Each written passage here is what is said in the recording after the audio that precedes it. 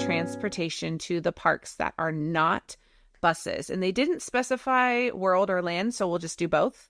Land has a few less that we really need to talk about if Let's we're talking just do Disneyland first. We can, that's fine. Virtually all the Disney resorts, you can walk to them. Disney and the Disneyland Hotel has a monorail that you could also use with the new Pixar hotel as well. You could walk to that if you wanted to, but I would say, and then pretty much anything, as long as you are staying close by, you can walk, or some of the hotels nearby have shuttles. So you'd have to look up the Good Neighbor hotels. You'd have to look up whether or not your particular one has a shuttle, but that would be a bus. So pretty much all the Disneyland resorts are walkable to the park. So yes. Disneyland was an easy peasy answer. Let's move to Disney World. Okay, so let's talk about, first of all, what your alternative transportation is from the resorts to the parks. So if we're not talking buses, you've got the monorail and you've got the Skyliner. So those are going to be your main two.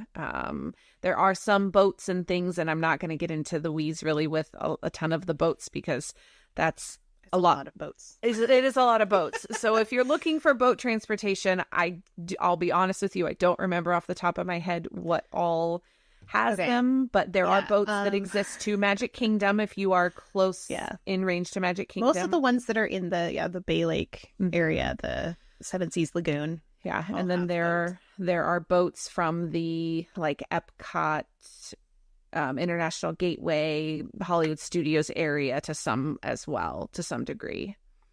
Know, well, Swan and Dolphin has a boat that will go to Epcot, but that's pretty much it. Right. That may be all of them, but we may have forgotten some. So let's talk about the monorail. That's the easiest one. If you're looking for a monorail resort, you really are looking at the Grand Floridian, the Polynesian, and the Contemporary for those. And those are all deluxe level resorts for the monorail. Kate, I know you love the Skyliner. Would you want to tell us about what's on the Skyliner?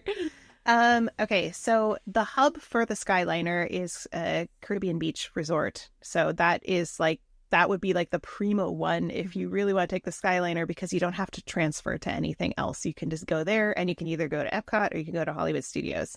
Right next door to it is the Riviera. And the Riviera, you could walk to that hub from there if you wanted to, or you can take a quick little hop and go. So that one's also on there. And then at the other end, if you go all the way to the end of the line, there is Art of Animation and there's Pop Century. So those are value resorts. So Caribbean Beach is a moderate resort, and then Riviera is a expensive resort. It's a deluxe resort. BBC, BBC deluxe resort.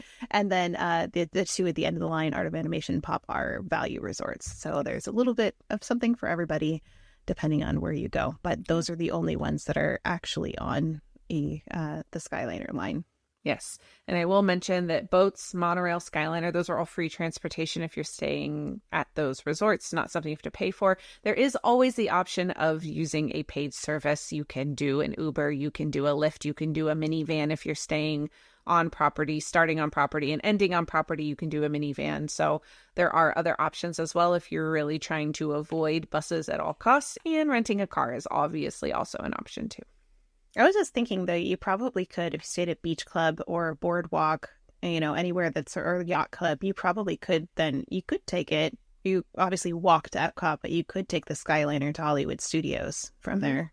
So that's one more place you could go. But they're not technically Skyliner resorts. Right. Yeah. So anything in that would you say Boardwalk, Yacht Club, Beach Club? Yacht Club. Yeah, those ones. I was and Swan and Dolphin, but it's a little bit further out, so you'd have to walk a little farther. Yeah, you would have to either walk to Epcot or take the boat to Epcot and then get on the Skyliner. Complicated. Yes, but you could if you really wanted to. If you really, really wanted to, and you just really didn't want to take a bus, that would be your option for that. Yeah. So, I mean, I personally try to avoid the buses as much as possible. I have not driven there ever, which is funny. I've driven in other people's cars. I've been a passenger in other people's cars driving around there, but I've never driven personally because I just prefer Disney transportation. But I don't like the buses. And so I'll purposely try to stay in a hotel that is on some line of something, Right. just to make sure I don't have to always take the bus. But a lot of places, you're still going to end up having to take the bus because there's no place that goes everywhere bus free.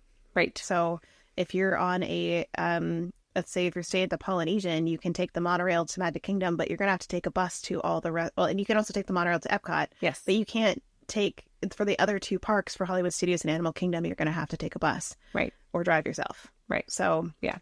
And the Lion King says Fort Wilderness Lodge asking, and that is not on the monorail line, Correct. but it does have boat transportation to Magic Kingdom. Mm-hmm. So that is an option there, which is nice.